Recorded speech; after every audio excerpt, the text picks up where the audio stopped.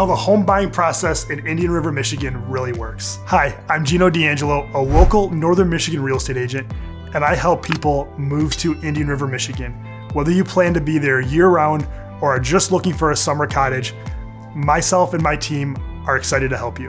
Indian River is a picturesque town nestled between Burt Lake and Mullet Lake. With its charming atmosphere and abundant outdoor recreation activities, Indian River is a place where many people love to call home. But like with any real estate market, there are some challenges and things to know when you are beginning to look for a home in Indian River, Michigan. I'm going to go over how the home buying process really works and what you can do to make the process as smooth on you as possible. First and foremost, determine your budget. The best way to do this is to call a mortgage professional and get pre-approved. What happens in the pre-approval process is your lender will tell you the types of loans you qualify for, what options are best for you, and how much money it's going to take for you to purchase your new home. Once you leave this meeting with your lender, you will know exactly what you can afford and the price of home you should be looking for. Now, with as competitive as the Indian River market is, I often tell people if your budget is, say, $300,000, look for houses that are $275,000. That way you can be competitive when often you have to bid over asking price to get the deal. The next step in the home buying process in Indian River, Michigan is selecting your real estate agent.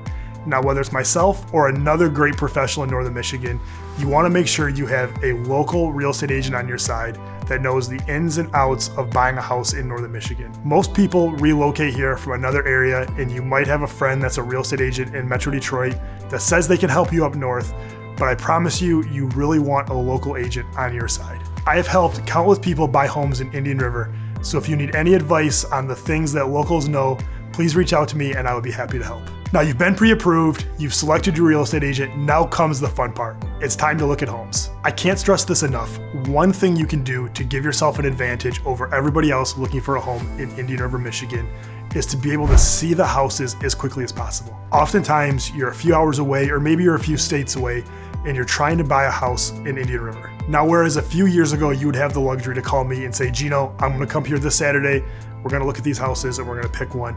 That's not really how the process goes anymore. You're going to need to act quickly and sometimes have as little as a day or 12 hours to make a decision on your home. The way I'm able to help a lot of people through that is by getting them in the house right away, or even doing a virtual tour so they can see the house without actually being in the area. And as the old adage goes, the early bird gets the worm.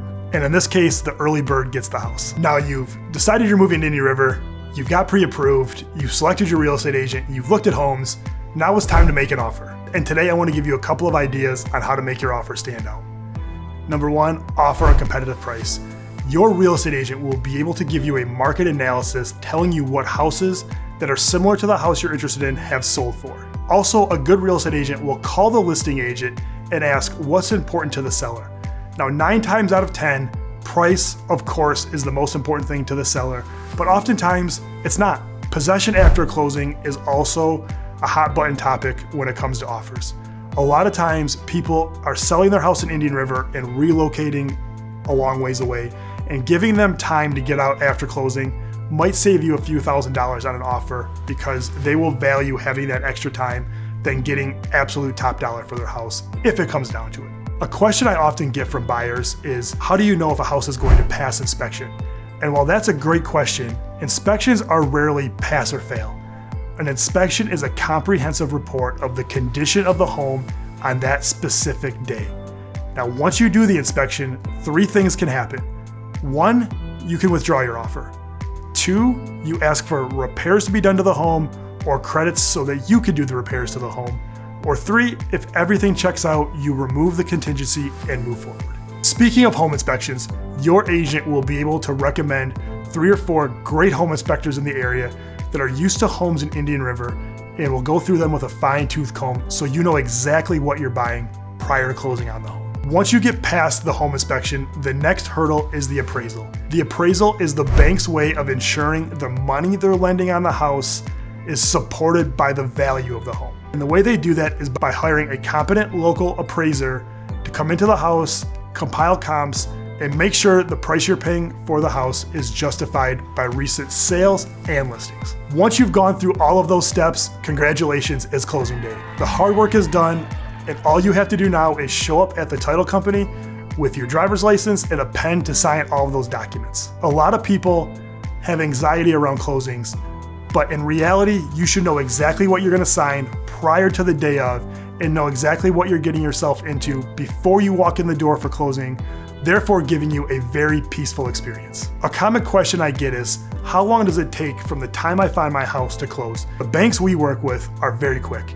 They can oftentimes go from your house being under contract to closing in 3 weeks, sometimes even less. So once you select a house, the process ends up going very quickly, and before you know it, we'll be handing you the keys to your new house. Once we hand you the keys to your new house, there's just a couple of things left to think about. One, switching over utilities, making sure you get your cable and internet set up, and forwarding all the mail to your new address. I hope this video was helpful in showing you exactly what it's like to buy a house in Indian River, Michigan. If you have any questions about the process or real estate in Northern Michigan in general, please call me directly at 231-487-6141. And if I've left anything out, please drop a comment so others can see it. Also, if you have found any value in this video, please hit the like button. And for more videos like this and everything Northern Michigan real estate related, please subscribe to my channel.